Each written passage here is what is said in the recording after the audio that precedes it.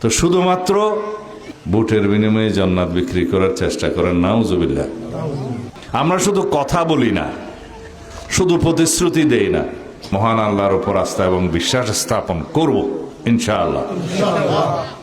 দেশনেত্রী মরহুমা বেগম খালেদা জিয়ার মাগফিরাত কামনায় এই মাহফিলে উপস্থিত আপনাদের সকলের প্রতি আমি কৃতজ্ঞতা জানাচ্ছি। দেশনেত্রী বেগম খালেদা জিয়া আজকে আমাদের মাঝে জীবিত নেই, কিন্তু একথা সত্য, তার মৃত্যুর পরে এদেশের সকল মানুষের অন্তরে, সারা বিশ্বের সকল গণতান্ত্রিকামী মানুষের অন্তরে তিনি স্থান পেয়েছেন। সারা বিশ্বের মধ্যে এ পর্যন্ত ইতিহাসের সর্ববৃহৎ জানাজা তার নসিব হয়েছে।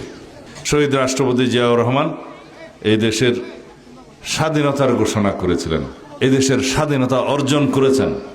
সেই স্বাধীনতা যখন হুমকির মুখে পড়েছিল, এই শহীদ রাষ্ট্রপতি জিয়াউর রহমান আবার এদেশের সিপাহী জনতার অভ্যুত্থানের মধ্য দিয়ে এই দেশের স্বাধীনতাকে রক্ষা করেছে, গণতন্ত্রকে রক্ষা করেছে।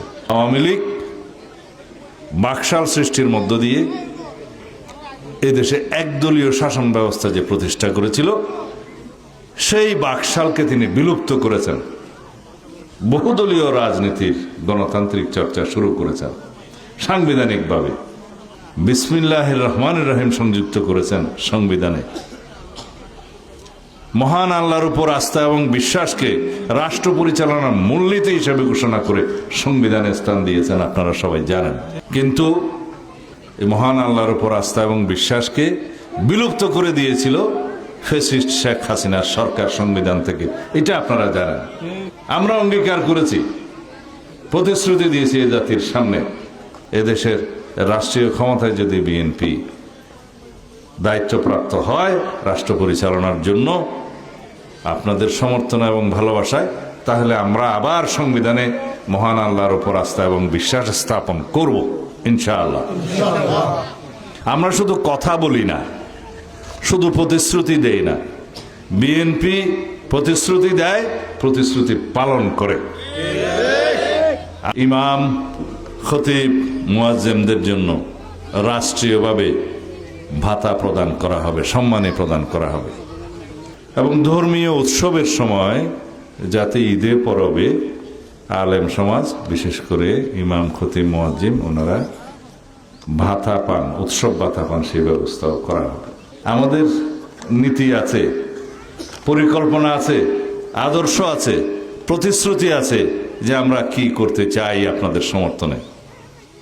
কিন্তু যারা শুধু ইসলামের নাম ব্যবহার করে রাজনীতি করছে, নির্বাচনে বৈতরণী পার হওয়ার চেষ্টা করছে, তাদের আমরা কোনো নীতি, আদর্শ, পরিকল্পনা, আপনাদের জন্য কোনো প্রতিশ্রুতি দেখি না। তো শুধুমাত্র ভোটের বিনিময়ে জান্নাত বিক্রি করার চেষ্টা করেন, নাউজুবিল্লাহ। আমরা সবাই মিলে বাংলাদেশে আছি, এখানে বিভিন্ন ধর্মাবলম্বী আছে। বিএনপির নীতি, আদর্শ, রাজনৈতিক পলিসি, নীতি হচ্ছে যে বাংলাদেশের এই সীমানায় যারাই বসবাস করে সবাই বাংলাদেশী, সবাই একই পরিচয়।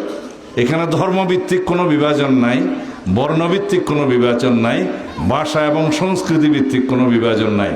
যে সমস্ত মানুষ এই ভূখণ্ডের মধ্যে, এই সীমানায়, এই স্বাধীন ভূখণ্ডে বাস করে, সবার পরিচয় এক, তারা বাংলাদেশের সিটিজেন, তারা বাংলাদেশের নাগরিক, সবারই সমান অধিকার। সবাইকে নিয়ে আমরা সম্প্রীতিমূলক একটি সমাজ ব্যবস্থা, সরকার ব্যবস্থা এবং রাষ্ট্র ব্যবস্থা পরিচালনা করার জন্য, প্রতিষ্ঠার জন্য আমরা অঙ্গীকারাবদ্ধ।